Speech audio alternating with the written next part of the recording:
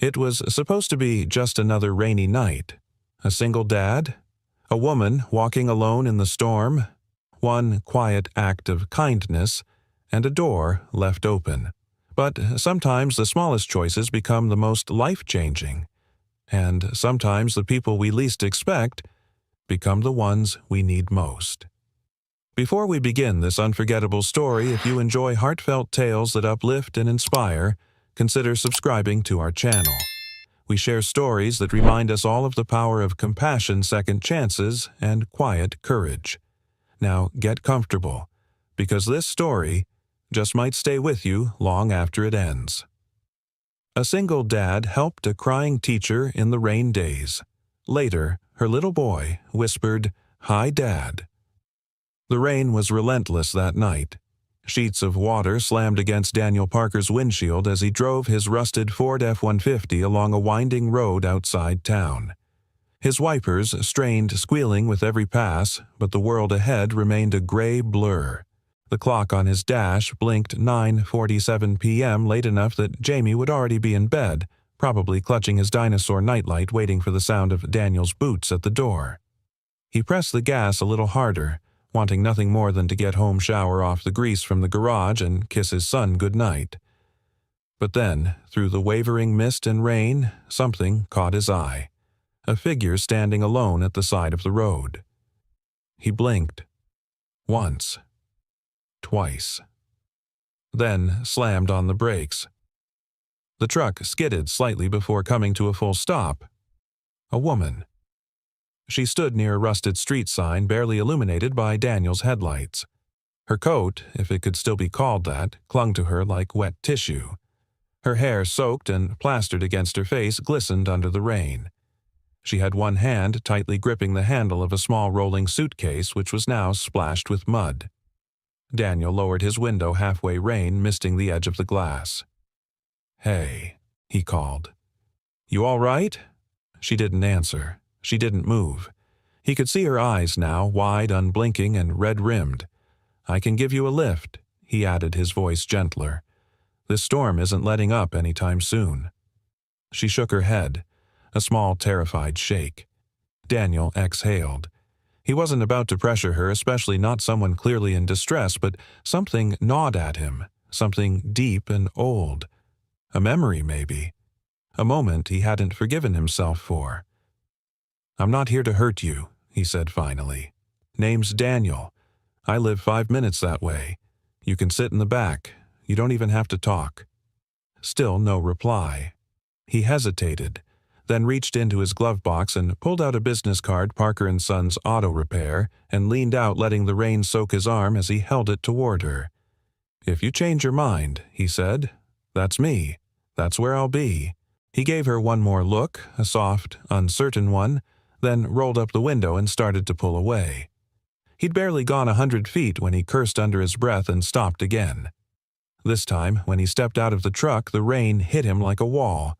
He jogged back toward the figure boots sloshing through the puddles. She hadn't moved. "Look," he said, standing a few feet away, hands open. "Whatever's going on, you don't have to tell me. But I've got a dry place in the back of my property. You can lock the door from the inside. No one will bother you." She stared at him, and for a moment he thought she'd say no again, but then a slow, almost imperceptible nod. He took the suitcase without asking and walked back to the truck. She followed. The small converted tool shed at the back of Daniel's yard wasn't glamorous. A single cot, a small desk, a dusty bookshelf, and an electric heater, but it was dry. Safe. She stood in the doorway, dripping eyes scanning every corner as if assessing threats. Daniel flicked on the light, set her suitcase by the cot, then stepped back. "There's a deadbolt inside," he said, "and I'll leave you be. I've got a kid in the house, Jamie. He's 6. You don't have to worry about us." Still no words. He nodded, unsure of what else to say. "If you need food, just knock." He turned to leave. Then her voice, dry, fragile like paper crinkling in the quiet, broke the silence. "Thank you." He paused at the door, not looking back. "You're welcome." Later that night, as he sat in his living room sipping lukewarm coffee, he heard the faintest knock. Jamie had already fallen asleep, curled up beneath his Star Wars blanket, breathing softly. Daniel rose, walked to the door, and opened it.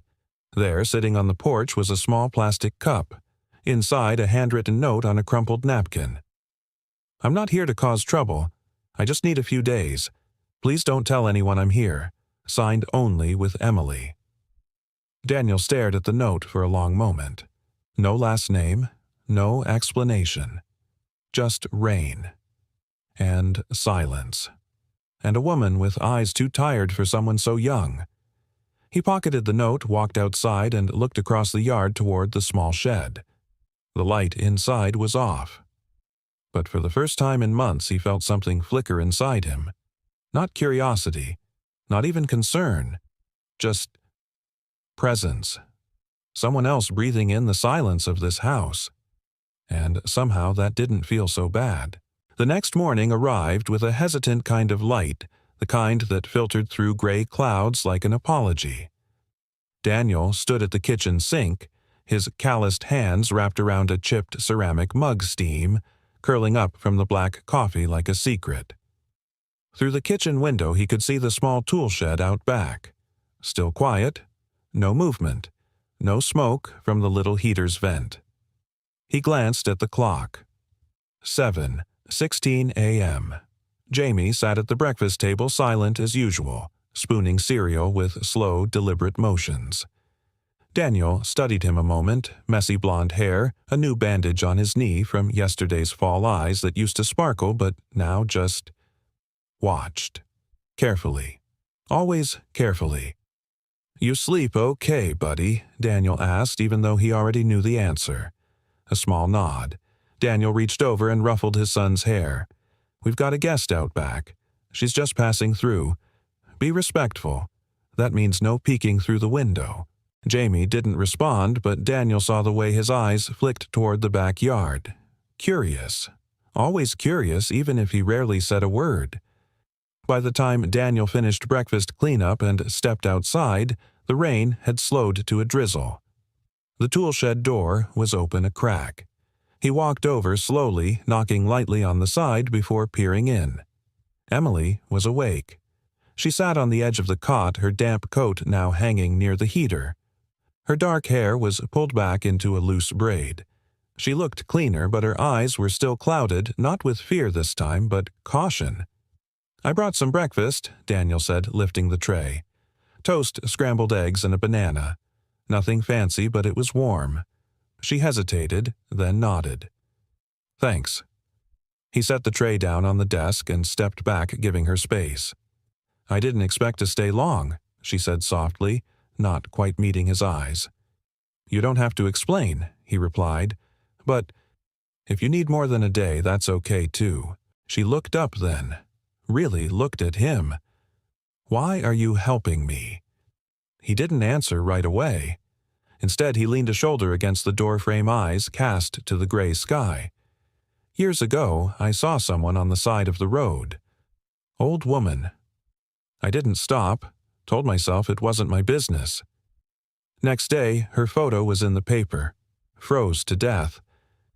Emily's eyes dropped to the tray. Her hands trembled slightly. "I'm not comparing you to her," he added gently. "Just saying. Sometimes we get a second chance to do the right thing." She nodded, eyes glassy. "I won't be a burden, I promise." "You're not," he said, and meant it. He was about to leave when a quiet voice stopped him. "I'm Emily." Daniel paused. A name. Just a name, but it felt like something significant. "Daniel," he replied. "And the little guy with the cereal obsession is Jamie." A faint smile touched her lips for the first time. By noon, the drizzle had turned to mist, and the town of Maple Hollow began to yawn into its slow, weekend rhythm. Daniel worked in his garage replacing a carburetor for a neighbor's rusted Subaru. The radio played soft country in the background, not for him, but because it seemed to calm Jamie when he lingered nearby. Midway through reassembly, he noticed movement by the fence. Emily stood near the overgrown garden plot, sleeves, rolled-up hair tied higher this time. She was kneeling in the mud, pulling weeds, her fingers moving with practiced ease. He approached. "You don't have to do that." I needed to do something she said without looking up. Idle hands and all that. Wasn't expecting a houseguest who volunteers for yard work. Wasn't expecting to be here. Daniel watched her a moment. There was something in the way she moved methodical, precise, like someone who needed control of something, anything, just to keep from unraveling. He handed her a pair of gloves from the shed. "Here, don't wreck your hands. They look like teacher hands." She froze. "How'd you know?" "Saw the way you held the coffee cup. With both hands. Like someone who's used to chalk, not engine oil." She let out a breath, half laugh, half sigh. "I used to teach. Elementary. Before." She trailed off. Daniel didn't push. Before usually meant something too heavy to lift in a single conversation. That evening, Jamie wandered outside, his small feet crunching across damp grass. He stopped several feet from the garden, watching Emily and Caleb, who had joined her, and now sat cross-legged, drawing something in the dirt with a stick. Emily looked up, met Jamie's eyes, and smiled gently. "Hey there." Jamie blinked, took a cautious step forward, then another. Still silent. Caleb looked up. "Hi, I'm 5. What's your name?" Jamie didn't answer, but he bent down, found his own stick, and sat beside them. Daniel watched from the porch, hands tucked into his flannel pockets, his heart doing something it hadn't done in a long time. It lifted. Later, as the sun slipped behind the trees, Emily stood on the porch steps, mug in hand. "Your boy's kind," she said. "Quiet, but kind. He used to be loud. Then, after his mom died, he just sort of went quiet. Emily didn't say anything for a while. Then mine stopped laughing when we left Michigan. I don't know if I did the right thing, leaving everything, uprooting him. He didn't get a choice." Daniel nodded slowly. Sometimes the right thing doesn't feel good, doesn't feel fair, but it's still right. She looked at him, eyes full of exhaustion and something else. Hope, maybe, or the first glimmer of it. "Thanks," she said. "For what?" "For letting a stranger into your backyard." Daniel smiled. "You're not a stranger anymore." Emily looked down at her mug, her fingers wrapped tight around it. "No," she whispered. "I guess I'm not." Sunday morning arrived with golden light slicing through the blinds, casting long stripes across Daniel's living room floor. It was the kind of crisp autumn day people waited all year for, where the air smelled of leaves and firewood, and even the silence felt full. Daniel stood in the kitchen, flipping pancakes, whistling under his breath. Jamie sat at the table, sketching something in a notebook, tongue slightly out in concentration. Out back, Emily and Caleb were planting daffodil bulbs in the old garden bed. Daniel had offered to help, but Emily insisted on doing it with Caleb. "He needs to see something grow," she had said. Daniel didn't argue. He understood the healing in that. Just as he was pouring syrup onto Jamie's plate, there was a knock at the front door. Firm, rhythmic, too familiar. He opened it to find Sally Carson, his longtime neighbor, and one of the few people who hadn't turned away from him after his wife passed. Mid-60s, sharp eyes, always in a cardigan, Sally had a sixth sense for trouble, and she rarely knocked without purpose. "Morning, Daniel," she said, stepping inside before he could answer. "Made cinnamon rolls. Thought I'd drop them off before church." Daniel blinked, then smiled politely. "Thanks, Sally. Jamie's favorite." Her eyes, however, weren't on him. They scanned the room, noting the extra mug on the counter. Then her gaze shifted to the backyard through the kitchen window, landing squarely on the unfamiliar woman kneeling in his garden. Her brows lifted. Company Daniel stiffened slightly. Just someone passing through. Sally crossed her arms. "Looks like she's digging in for the season. She's going through something. I'm just giving her a safe place to land for a while. And that little boy with her son. Caleb." Sally's expression shifted, softened just a hair. "Daniel," she said, lowering her voice, "you know, I respect you. You've been through hell and back, but you can't just take in strangers with kids and not ask questions. This is a small town. People talk." Daniel sighed. "Let them." She hasn't done anything wrong. She's just scared. Sally leaned in. And you're not worried about Jamie about yourself? No, he said firmly. I'm not. Sally studied him, then exhaled. You've always had a savior complex, you know that, ever since you joined the fire department at 19. Still think you can fix the world with your bare hands. He met her gaze without flinching. I'm not trying to fix anything. I'm just trying not to repeat the mistakes I've made. That stopped her. For a long moment, neither spoke. Finally, she sighed. All right, I'll pretend I didn't see anything. But if you need help, legal, medical, moral support, you come to me. Got it. Got it. As she turned to leave, she paused. She's lucky you stopped that night. Daniel didn't reply, because deep down he didn't think Emily was the only lucky one. Later that day, Emily stood in the kitchen nervously wiping her hands on a towel. She had been hesitant to come inside, but Daniel insisted she use the shower. The water pressure's a little aggressive, but it'll do, he'd joked. Now, freshly showered and wrapped in one of Daniel's oversized flannel shirts, she looked more relaxed, but also more exposed. She's not wrong, you know, Emily said quietly, staring out the window. Who? Daniel asked from across the room where he was folding laundry on the couch. The neighbor, Sally. I heard her. Daniel looked up. You were in the shed. I was by the door. He nodded. I figured. Emily sat down on the edge of the armchair, her hands fidgeting in her lap.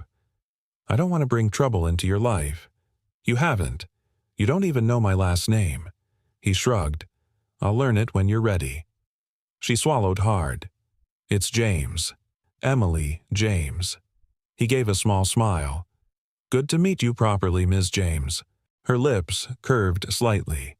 Then the smile faded. There's more. Things I should tell you? Daniel set the laundry aside, his expression serious. You can, when you're ready. Or not, but you're safe here. That's not conditional. A long silence stretched between them before Emily whispered, I left my husband 2 months ago. He wasn't violent, not in the way people think, but he broke things inside me, little by little. Daniel nodded slowly, his voice gentle. You don't owe anyone a justification for leaving pain behind.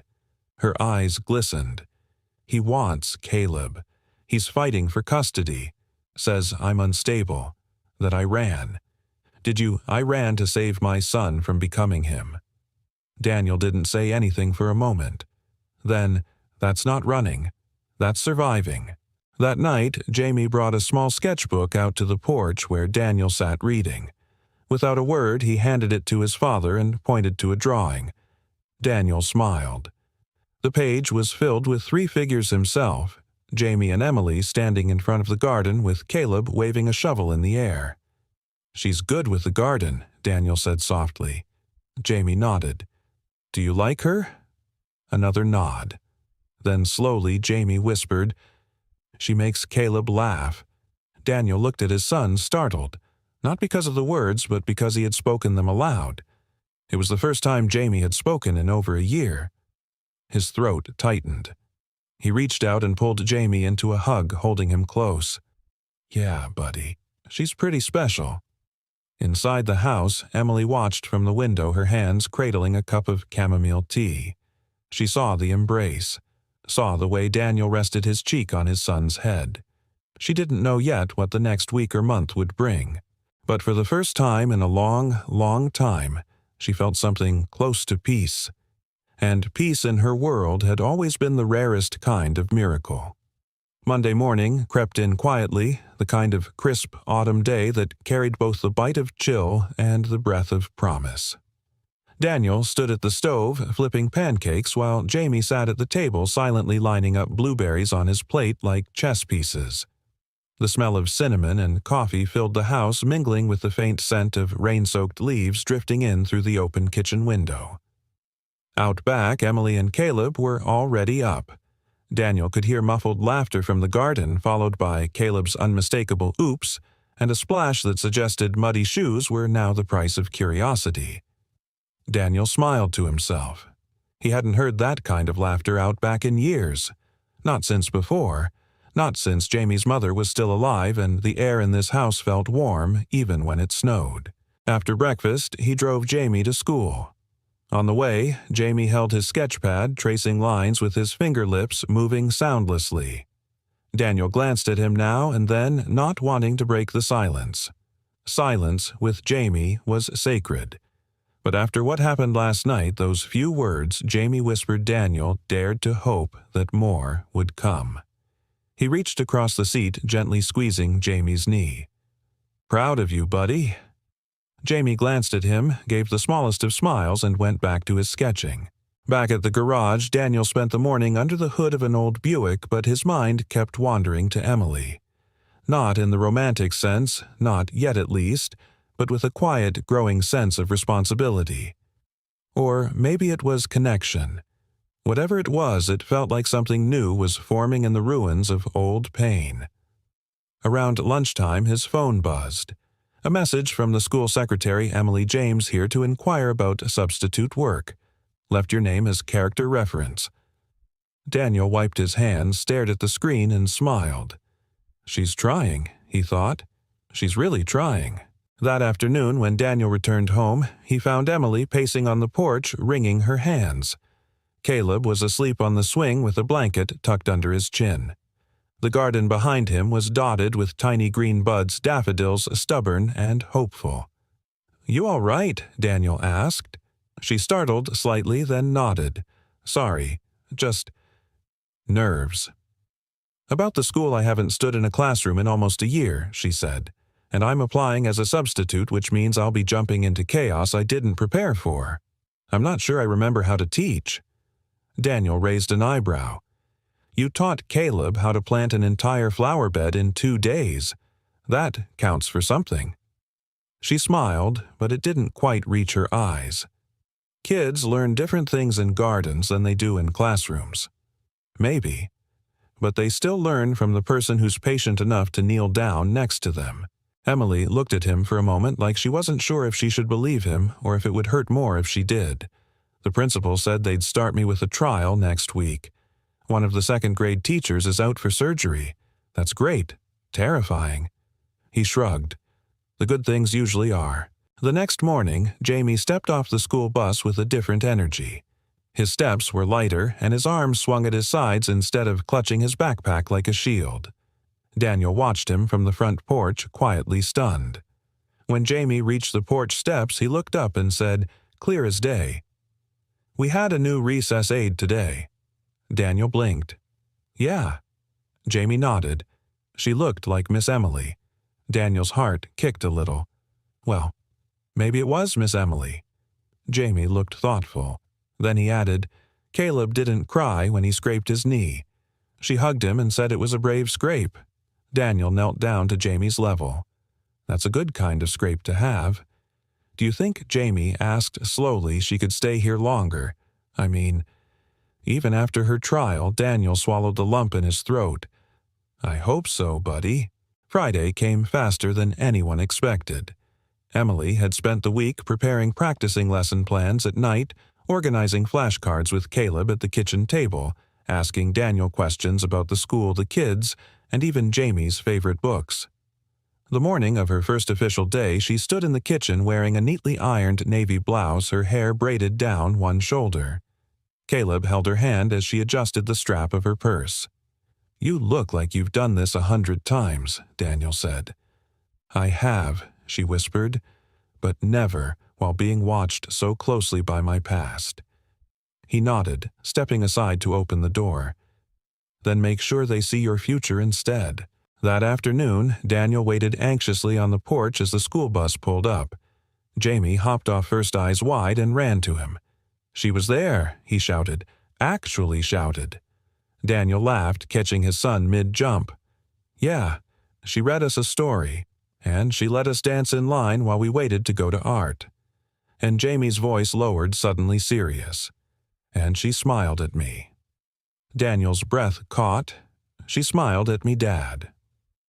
At that moment, Emily appeared around the side of the house holding Caleb's hand. Her blouse was smudged with glitter and paint, and her face was flushed, but her smile, it was radiant. Daniel met her eyes, and in that unspoken second something passed between them. Not attraction, not yet, but something warmer, something that whispered, "We're building something here." Maybe without meaning to, but something real. That evening over dinner, Jamie passed Emily a folded piece of paper. She opened it to reveal a drawing, 4 stick figures holding hands under a sun. Caleb, Jamie, Daniel, and herself.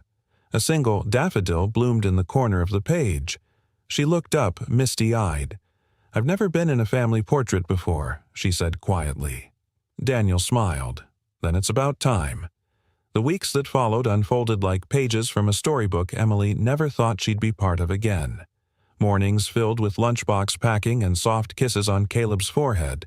Afternoons colored by chalk dust and crayon-smudged fingers. Nights warmed by quiet laughter around Daniel's kitchen table. Jamie had started speaking in full sentences, tentative at first, then with the unfiltered eagerness of a child remembering how to trust the world again. It was fragile, all of it, like glass held in trembling hands. But it was real.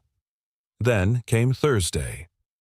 Emily stood in the teacher's lounge sipping lukewarm coffee, reviewing the seating chart for her second-grade class.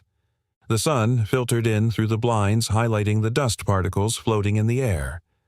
Her thoughts were still wrapped around Jamie's recent breakthrough, how he'd raised his hand during reading time yesterday, how he'd made a joke that made 3 other kids giggle.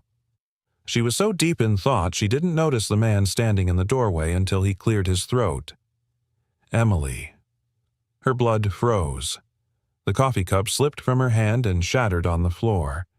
He stood there, immaculate suit, expensive shoes, gold cufflinks. His face, still handsome in that curated, polished way, wore the same expression it always had, total control. "Richard." "Long time," he said, stepping into the room. "You look healthy." Emily stepped back instinctively, her breath shallow. "You're not supposed to be here."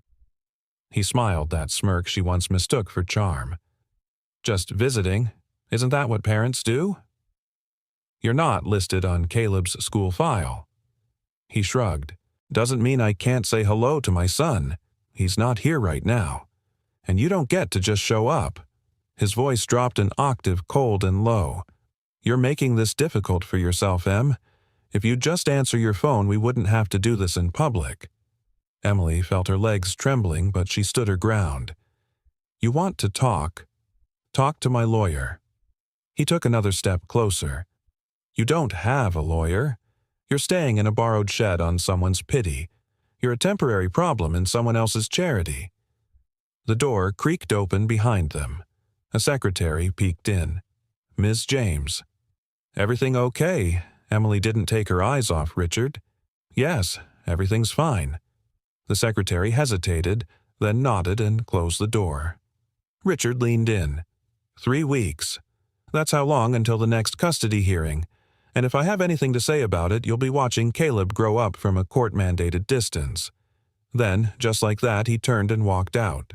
Emily didn't remember driving home. The road blurred. The air in the truck cab was thick. Caleb in the back seat chattered about his art project, unaware of the storm that had been reawakened in his mother's chest. When she pulled into Daniel's driveway, she didn't get out. She sat behind the wheel hands, gripping the steering wheel so tight her knuckles turned white. Daniel appeared in the side mirror, wiping his hands on a rag, stepping toward the truck with concern etched across his face. She rolled down the window. He came. Daniel's eyes narrowed. "Who, my ex?" "At the school." He took a sharp breath. "Did he touch you? Threaten you?" "No. He didn't have to. Just being there was enough." Her voice cracked. "I thought I had more time. I thought we were safe here." Daniel opened her door, reached in, and gently placed his hand over hers. "You are safe here." "I don't think that's true anymore." That night, Emily packed.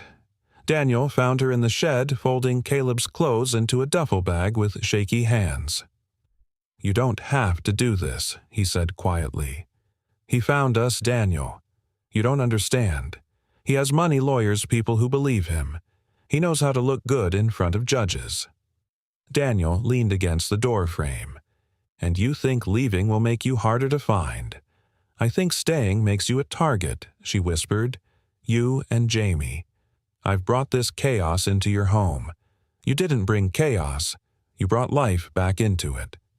Her eyes filled with tears. This isn't your fight. He stepped forward.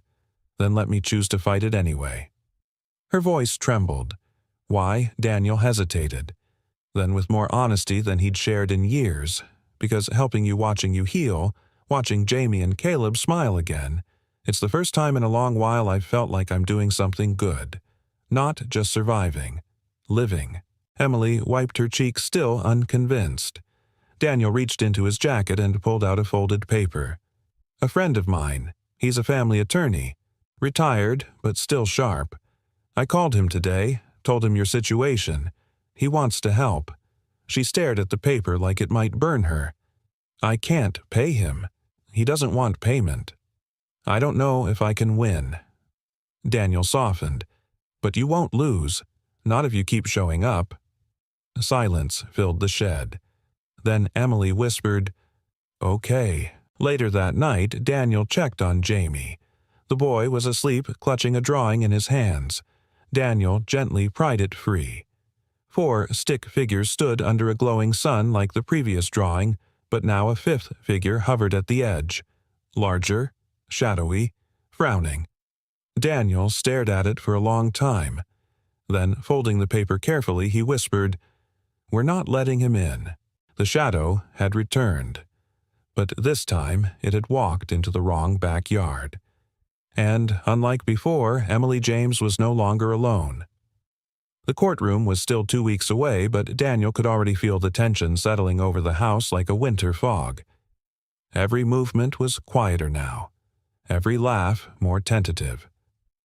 Jamie had gone back to drawing darker shapes, stick figures with walls between them.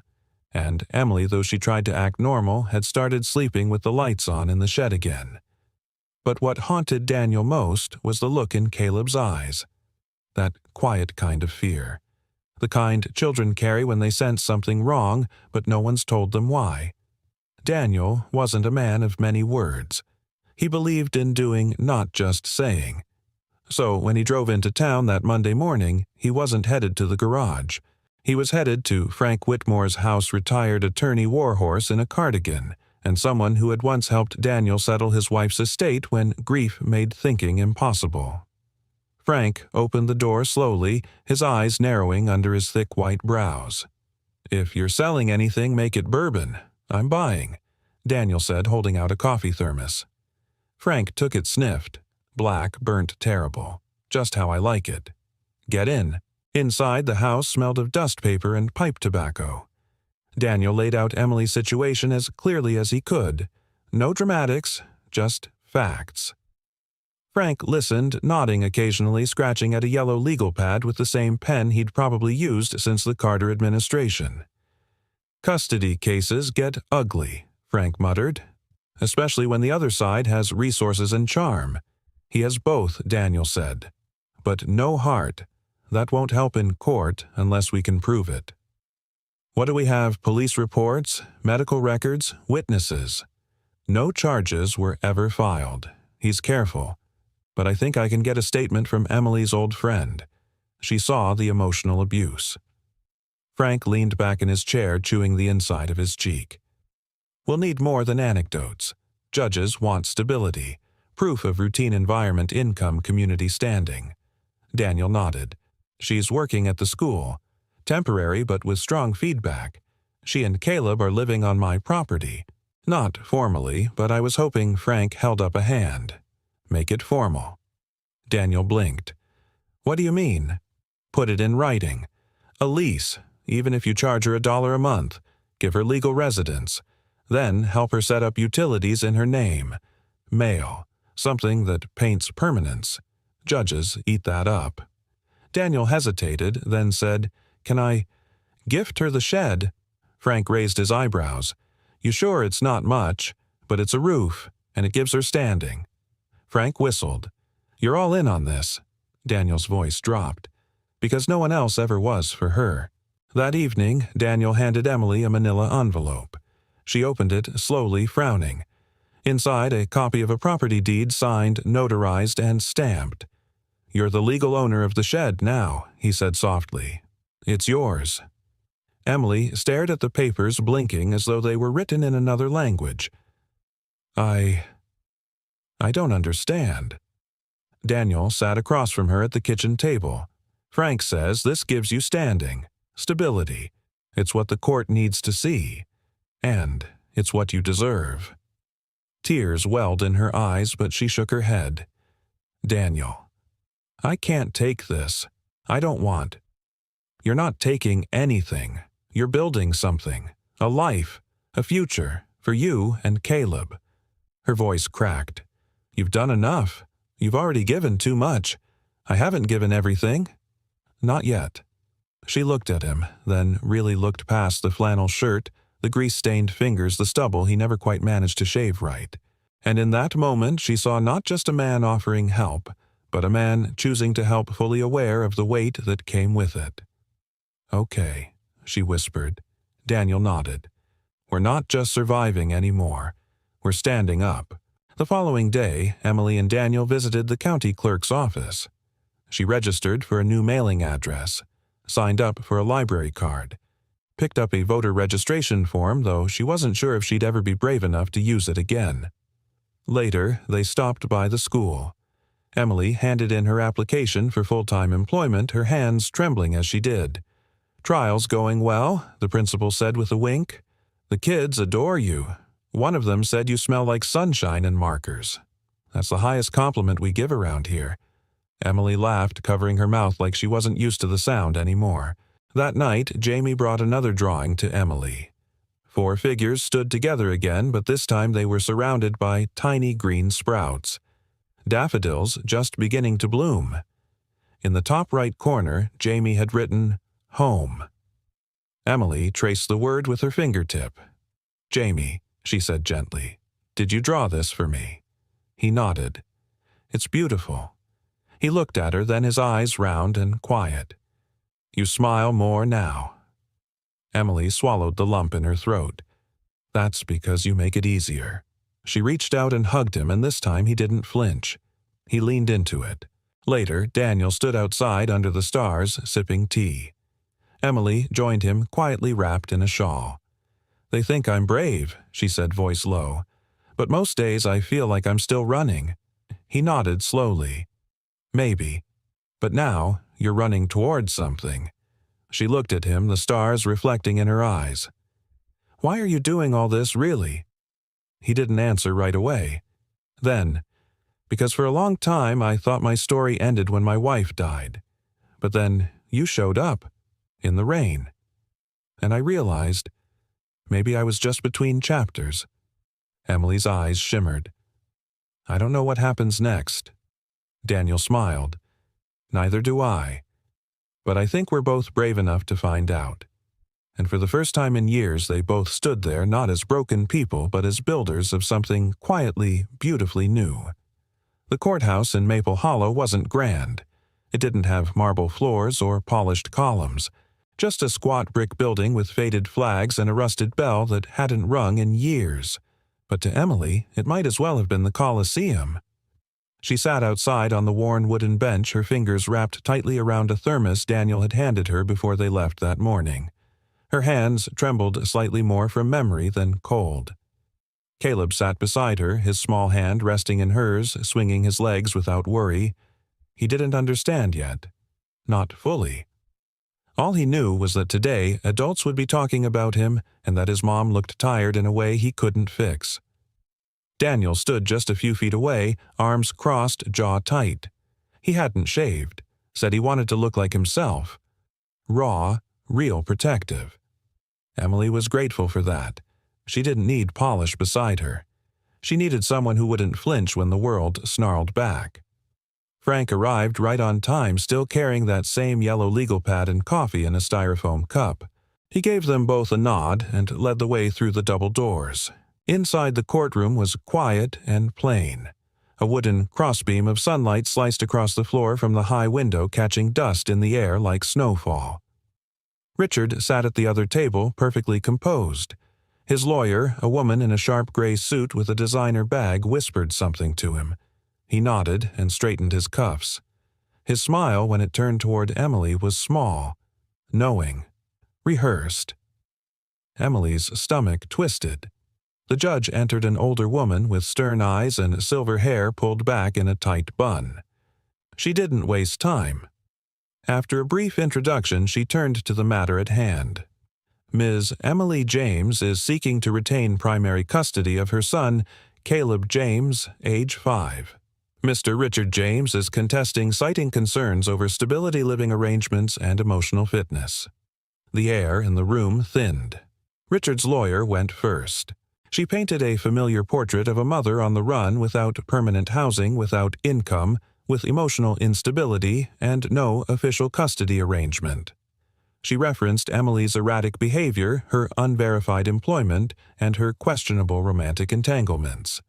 Emily sat still, her hands clenched in her lap. But Daniel watched her knuckles go white. Then it was Frank's turn. He stood slowly, unfolding himself like an old tree waking up. "Your Honor, he said what you heard sounds compelling until you examine the actual truth." He laid out Emily's new lease, her employment letters, her performance evaluations, testimonials from the school principal and fellow teachers. He presented Caleb's drawings, innocent, uncoached pieces of truth that said more about his safety and happiness than any expert could. Then he stepped aside, and Emily stood. She didn't have a prepared statement. She hadn't rehearsed. What she had was memory, and a voice that shook but still rose above the silence. "Your Honor," she began, "I don't stand here because I'm perfect. I stand here because I made a choice to protect my son. Not from bruises or broken bones, because those heal, but from the kind of wounds that live inside that teach a child love is something earned through fear." She glanced at Richard, who leaned back in his chair, expression unreadable. "I wasn't always brave. I stayed longer than I should have. I let him make me small. I let him twist my thoughts until I didn't trust my own instincts. But when Caleb looked at me one night and asked why Daddy never smiled when I talked, I knew it was time." She paused, breath-catching. "I didn't run because I'm unstable. I ran because I'm finally stable enough to say, this is not the life I want for my child. I have worked hard to build something new. I'm not perfect, but I'm present. I'm steady. And I'm safe." The courtroom was silent. Even the dust hung still in the sunbeam. The judge leaned forward. "Ms. James, are you currently residing in stable housing?" "Yes, Your Honor. I own my residence legally gifted with utility accounts and mailing address in my name. And your employment, Maple Hollow Elementary. Substitute with full-time consideration pending. I work with students with special needs and trauma histories." The judge nodded slowly. Then she turned to Richard. "Mr. James, do you have any documented evidence of emotional instability or risk to the child?" His lawyer opened her mouth, but the judge raised a hand. "Not insinuations. Not character attacks. Evidence." A pause. "No, Your Honor," Richard said, voice flat. After a brief recess, the judge returned with her decision. In the interest of the child's emotional well-being and demonstrated stability in the care of Ms. James, this court awards her continued full custody. Mr. James will have supervised visitation rights pending review in 6 months. Emily exhaled so sharply she startled herself. The gavel fell like a thunderclap. It was over. Outside, Emily leaned against the stone wall of the courthouse, breathing in the October air like it was her first breath in months. Caleb played with the fallen leaves at her feet. Daniel stepped beside her, quiet. "You did it," he said. She shook her head slowly. "We did it." "No," he said gently. "You stood up. You told the truth. That was all you." She turned to face him. Her eyes were red but shining. "I don't know how to say thank you for all this, for standing with me when it wasn't convenient, when it could have cost you something."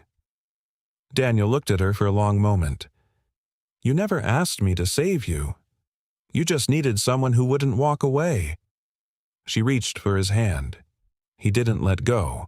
And behind them, Caleb tossed a leaf into the air and laughed full and loud and unafraid. It sounded like freedom. The first week after the custody ruling passed like a gentle storm, soaked in relief but edged with quiet tension. Though Emily had won full custody, the clause-pending review in 6 months sat like a pebble in her shoe. Small, but always there. Daniel noticed it in the way she checked the mailbox a little too often. In the way she jumped slightly when the phone rang. In how her smile, though brighter now, still carried something guarded at the edges. But she also changed in other ways. She rearranged the bookshelves in the shed, hung up Caleb's artwork on twine with clothespins, bought a lemon-scented candle and lit it every evening, letting the soft flame warm the corners of her new home. The shed didn't feel temporary anymore. It felt like she had exhaled into it. Caleb bloomed like spring.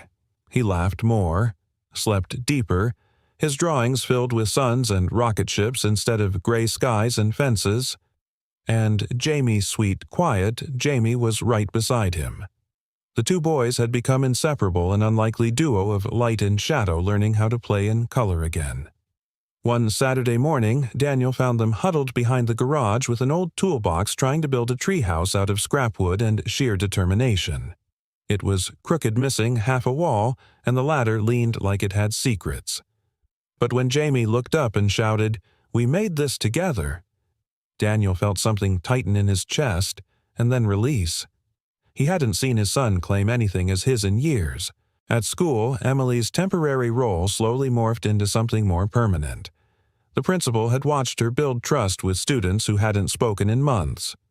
One child with selective mutism had started humming during reading time. Another had begun writing letters and slipping them into Emily's desk, each ending with thanks for being soft. On a Wednesday afternoon, she was called into the office and offered a full-time position starting the next semester. Her eyes filled with tears. She didn't ask about pay. She just said yes. That evening, Daniel grilled steaks while Emily set the table outside under a string of warm lights he'd hung the weekend before.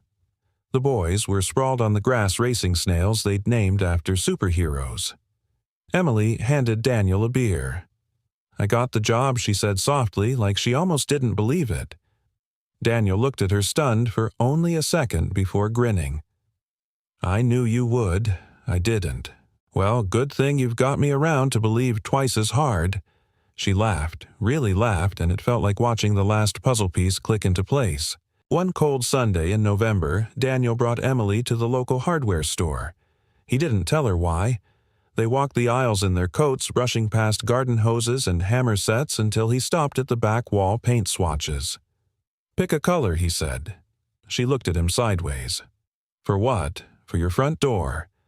"I don't have a front door." "You do now." She stared at him for a long moment, then slowly reached out and touched a swatch called Autumn Ridge, a deep, calming green that reminded Daniel of pine trees and second chances. As the days shortened and leaves began to fall, Emily and Daniel settled into something that wasn't quite romantic, but wasn't just friendship either. It was quieter, deeper, a presence. Like two trees growing side by side, separate but intertwined at the roots. He didn't rush her. She didn't need declarations. They were building something that didn't require labels. But one night as they sat on the porch wrapped in blankets watching the boys chase fireflies, Emily leaned her head gently against Daniel's shoulder. "Sometimes I forget how to live in peace," she whispered. "Like I've worn chaos so long it's become my skin." Daniel didn't speak for a while. Then he said, "You're allowed to stop bracing for the worst. I don't know how. Then I'll remind you." Thanksgiving arrived with wind and golden leaves swirling down Main Street. Daniel invited Sally and a few of the neighborhood kids whose families had moved away or fallen apart. Emily cooked a pumpkin pie from scratch despite swearing she was horrific at baking. The pie turned out perfect. Jamie stood beside Caleb at the makeshift children's table, carving turkey slices with the seriousness of a surgeon. Laughter filled the backyard. Daniel glanced across the long wooden table and met Emily's eyes. She mouthed, "Thank you." He shook his head. "No," he mouthed back. "Thank you."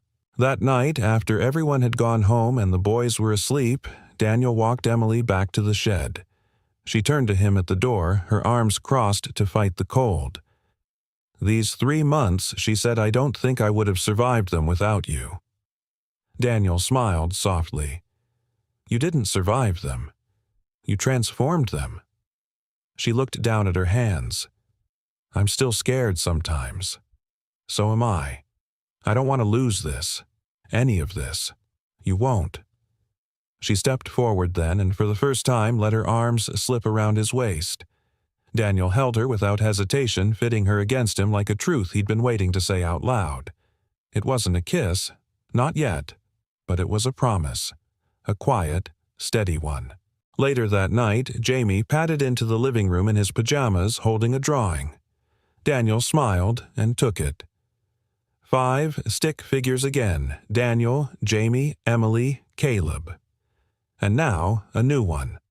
A small house with a green front door. Above it, Jamie had written in careful block letters, "We don't just visit here. We belong." Daniel folded the drawing, slowly pressed it to his heart, and turned off the light. "Yes," he thought, "we really do." Winter crept into Maple Hollow like an old friend with cold hands and quiet steps. The air smelled of wood smoke, and wreaths began appearing on porches. Daniel had always loved December, the stillness, the soft promise of snow. But this year it carried a tension he couldn't name. Emily had begun to smile more easily, laugh without catching herself. Caleb's cheeks were permanently rosy from recess snowball fights, and Jamie had started humming while brushing his teeth. But healing, Daniel knew, could be fragile. And peace wasn't something you locked in and kept. It had to be earned again and again. The first sign something was off came in the mail. Emily stood on the porch flipping through envelopes when she froze a thin white envelope trembling in her hand. Her name typed in capital letters. No return address. Daniel stepped outside. "What is it?" She opened it slowly. Inside, a copy of a court summons.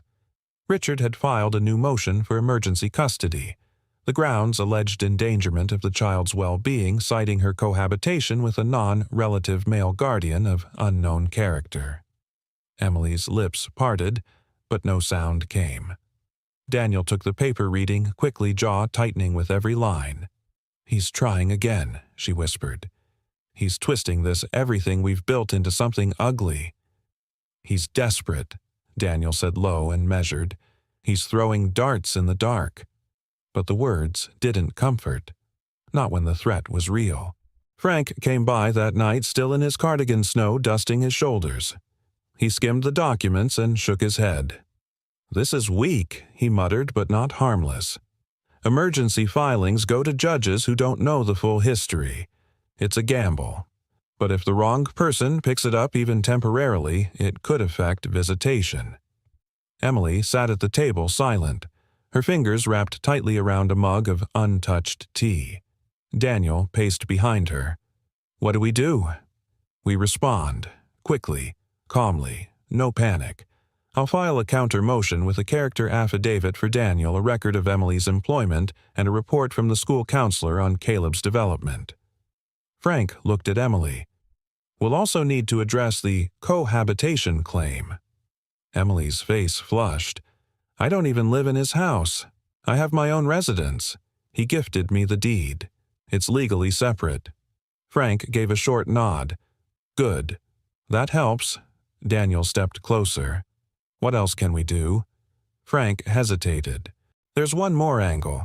Richard's been quiet about his own history, but if we can find documentation of emotional abuse or prior reports, we can undercut his credibility."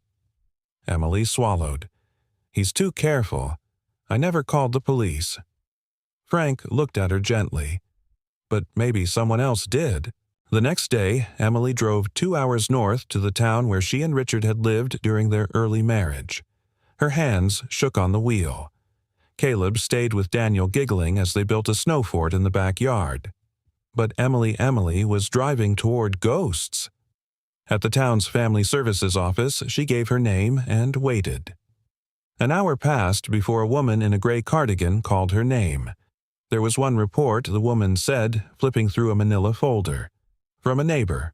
Anonymous. She said she heard yelling a lot of it. Doors slamming, a child crying. No charges were filed, but the report exists. Emily's heart thudded. Can I get a copy? You can request one. Might take a few days. I don't have a few days. The woman studied her. You're the mother, right? And you're fighting for custody. Emily nodded. The woman hesitated, then slid a paper across the desk. I can't give you this, but I can leave the room for 5 minutes. Emily stared at her. Thank you. No need to thank me, the woman said softly. Just win. That night, Daniel opened the shed door to find Emily sitting cross-legged on the floor, the report in her lap. Her eyes were wet, but there was something solid beneath the tears, something steeled. We have it, she said. Daniel crouched beside her. You okay? She nodded slowly. For the first time in a long time. Yeah, because I'm not hiding anymore. 2 days later, the court hearing for Richard's emergency motion began. Unlike the formal custody trial, this one took place in a smaller, colder courtroom. The fluorescent lights buzzed. Richard wore the same controlled expression, his lawyer rattling off allegations that Emily was living in a romantic and legally ambiguous situation, that Caleb was exposed to instability, that the environment was inappropriate. Then Frank stood. He handed the judge a series of documents, the deed to Emily's residence, her employment verification testimonials from her colleagues, a notarized character affidavit from Daniel, and the report from the family services file. The judge took her time reading. Then she looked up and said, "Motion denied." Richard blinked. The gavel fell again. Daniel let out a breath he didn't know he was holding. Emily's hand found his under the table and squeezed. Outside, Emily stood on the courthouse steps, blinking up at the slate-gray sky. A few snowflakes drifted down, catching in her hair. I thought he'd always have power over me, she said quietly, that I'd always be one step behind him, waiting to defend myself. Daniel stepped beside her. He only had that power because you still believed you were smaller than him. I don't anymore. Daniel turned to her. That report, what it said. You could have buried that, pretended it never happened. But you used it, faced it. I used to think survival was silence, she said. But now I think healing is noise. It's saying things out loud, even the ugly parts. He smiled, especially the ugly parts. Emily looked at him, her eyes soft open. Do you think it's really over? Daniel shook his head, not unkindly. Not over. But you've changed the shape of the story. He's not the storm anymore? Emily laughed a small sound. Then, what am I? You're the shelter. She looked up at the sky again. The snow fell harder now, quiet but sure, and in her chest something settled. Not fear, not dread, but peace. Hard-earned, fiercely kept, and hers. December deepened in Maple Hollow, draping the town in blankets of snow that glowed golden under string lights and porch lanterns. The elementary school buzzed with preparations for the annual winter showcase, a hodgepodge of holiday skits, off-key carols, and proud parents clutching camcorders. It was the kind of event Daniel usually dreaded, the forced cheer, the crowded gym, the unspoken ache of watching other families whole and beaming. But this year felt different. This year, Jamie had a line in the second-grade play. Caleb was learning a dance that involved twirling awkwardly with paper snowflakes taped to his sleeves. And Emily. Emily had been asked to MC the event. She said yes, without hesitation.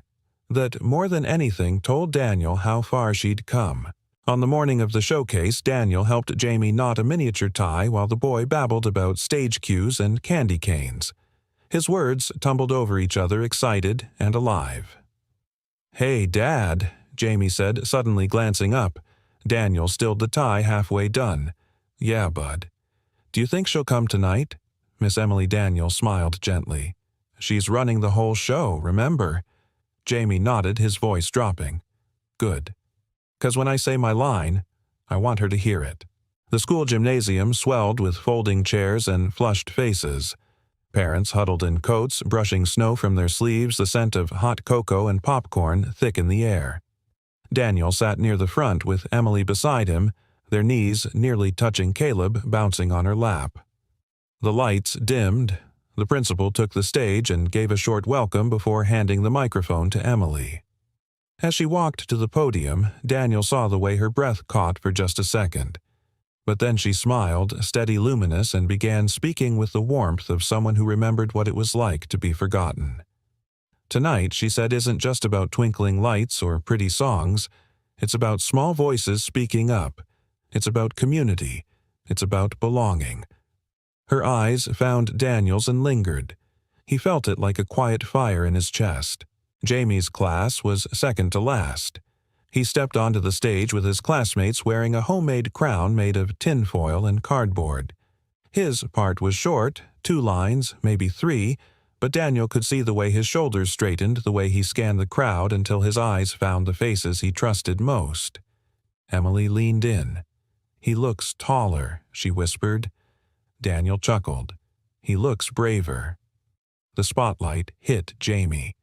He stepped forward, gripping the mic like a ship's wheel. "My name is Jamie," he said, his voice echoing across the gym. "And this winter I learned something." He paused. The room stilled. "I learned that sometimes. Families don't always start the day you're born. Sometimes they start when someone shows up and stays." He turned his head slightly, looked directly at Emily. Then Daniel. "Thanks for being my family," he finished. "Especially my dad." The mic caught the gasp from the audience, followed by scattered applause.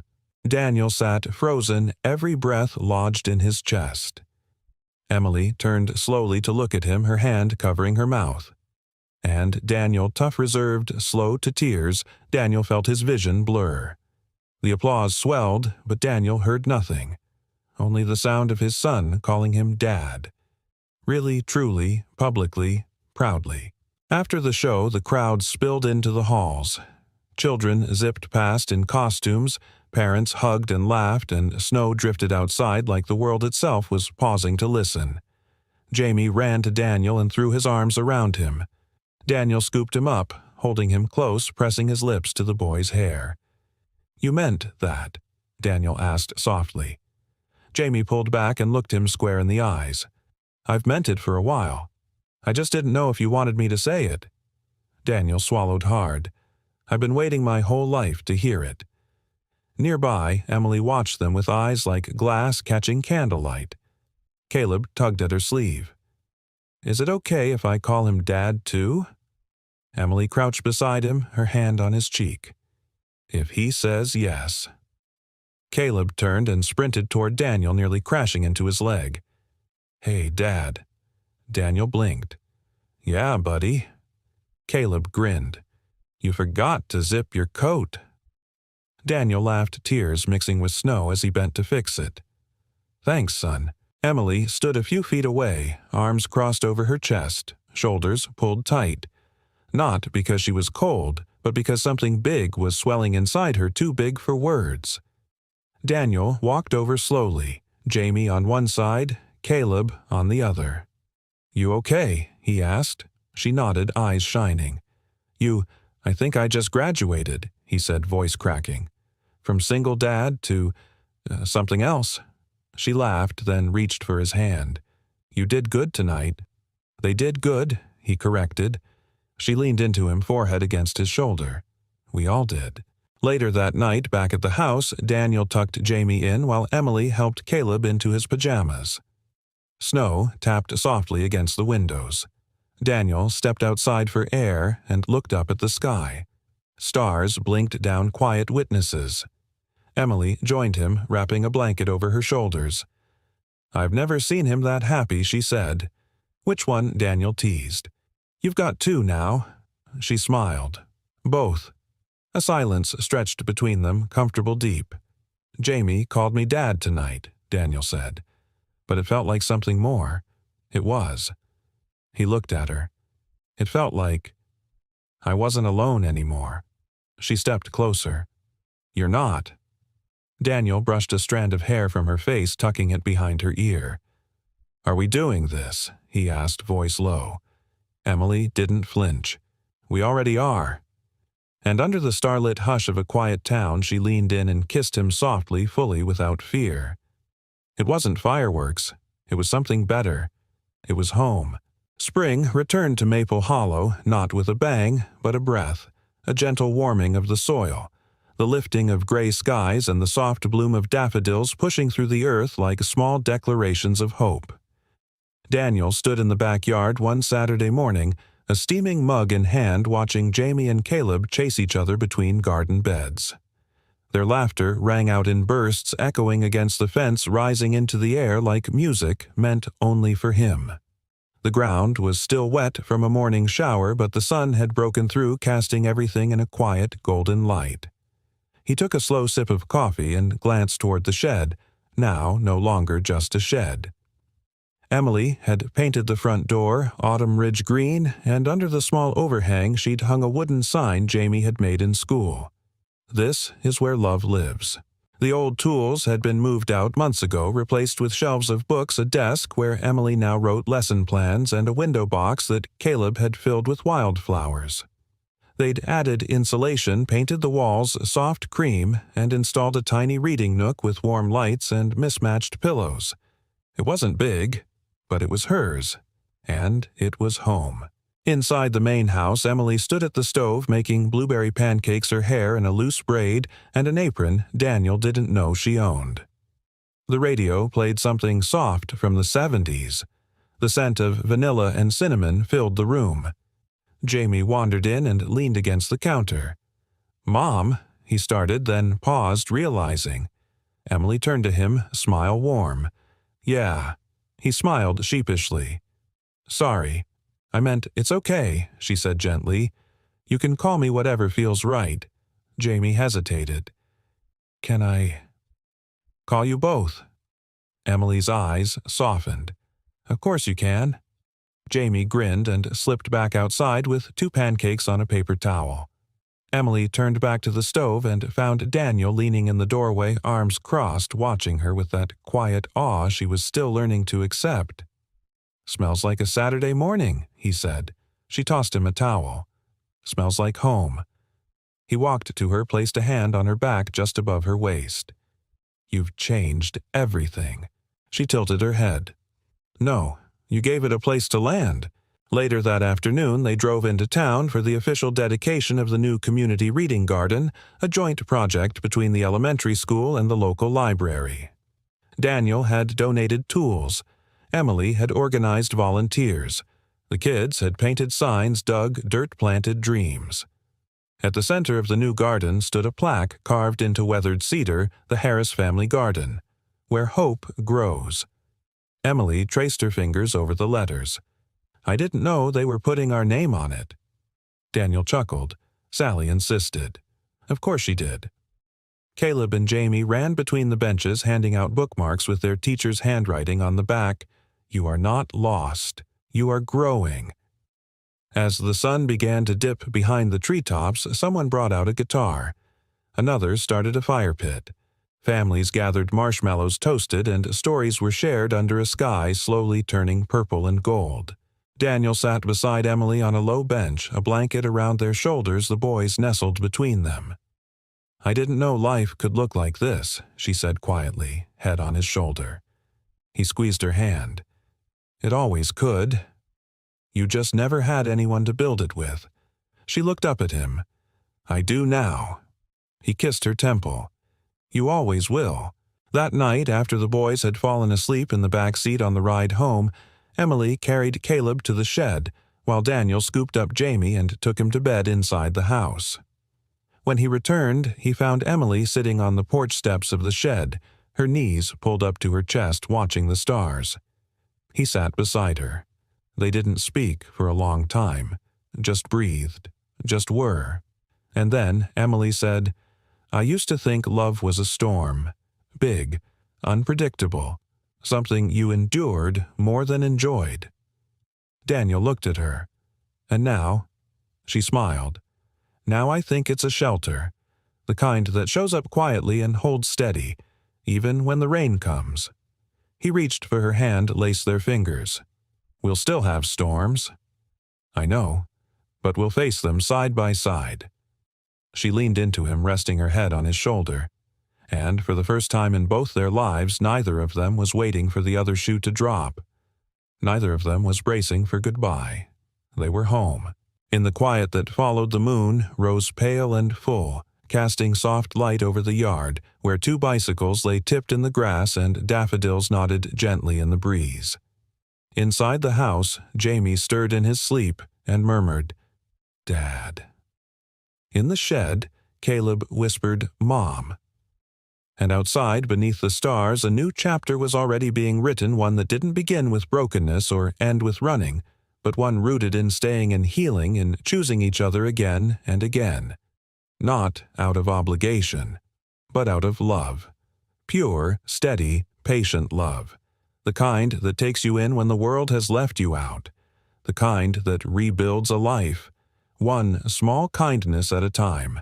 And that was their story, a story of healing, of choosing love over fear, and of finding home in the most unexpected place.